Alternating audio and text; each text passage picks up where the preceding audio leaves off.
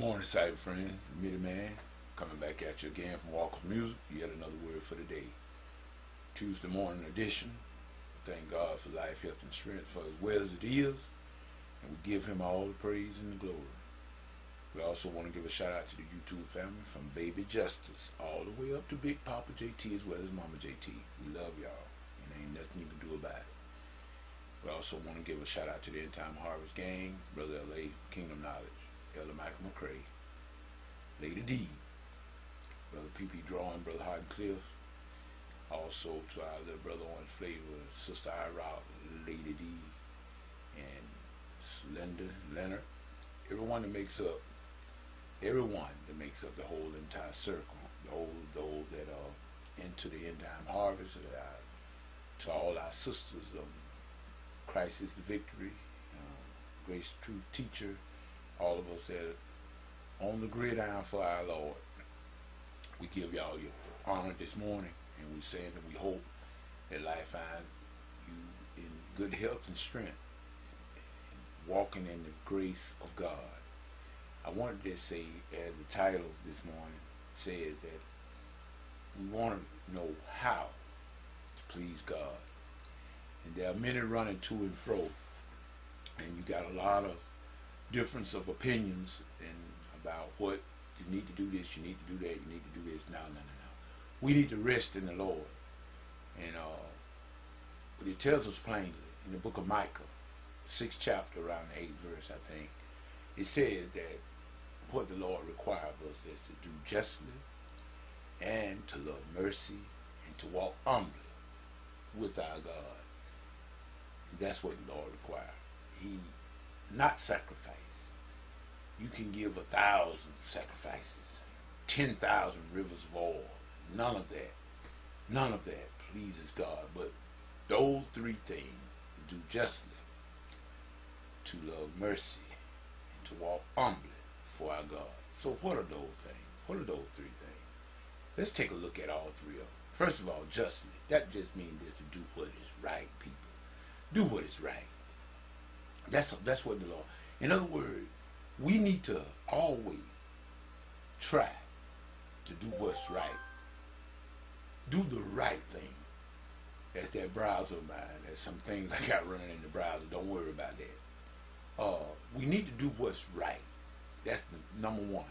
Okay, in our dealings, in our daily goings, it's with our dealing with people, in our dealing with our business, in our dealing with everything that we do, we need to do right. In other words, even Abraham, when God was going to come down and destroy Sodom and Gomorrah, he said, will our God do right?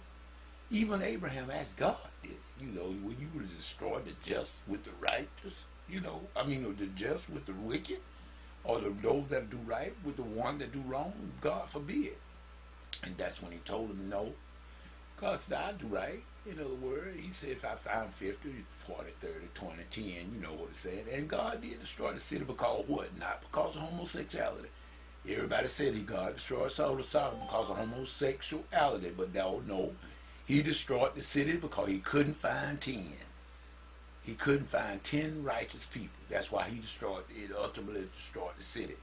Homosexuality happened to be one of the things that were going on down there at that particular time. But that was all. Stand by, people. Stand by. Sorry, friend, but I was interrupted by the telephone. I tell you, you can't get nothing done early in the morning around here sometimes. But nevertheless, I was speaking on doing that God destroyed the city because he couldn't find 10. Right. So then it says, in the love mercy.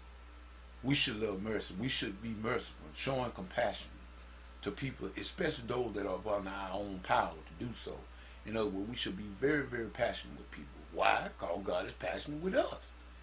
And so, therefore, we should show love and mercy and tender kindness. In other words, and compassionate toward the people that are under us, especially those that we have power over. That goes for the leaders and the people, like whether you be a pastor, teacher, preacher, minister of music, people that are under you, you should deal with them with compassion and kindness and tender mercies. That's what he means by love and mercy. And to walk humbly. Now, people, that is one area that a lot of us fail at. We get puffed up. We get prideful. And God is not standing proud. Pride is what got Satan thrown out of heaven to a degree. And so we must walk. He said he wants us to walk humbly with him. And not to be prideful, but to be humble, considering ourselves. Don't think too highly of ourselves. No, regardless of how many people brag about you and brag about me, Minute Man. No, you better keep your head small so a hat can get on it. That's what you do. You keep your head small so you can wear a hat. And when you get your head get too big for a hat, then you too big for God. That's point blank. And that's as simple as I can put it. So with that being said, what does the Lord require? Sacrifice? No. Obedience. In other words, three things. The way we please God is to walk what? To do what? Justly, love mercy, and to walk humbly before him. That's the key.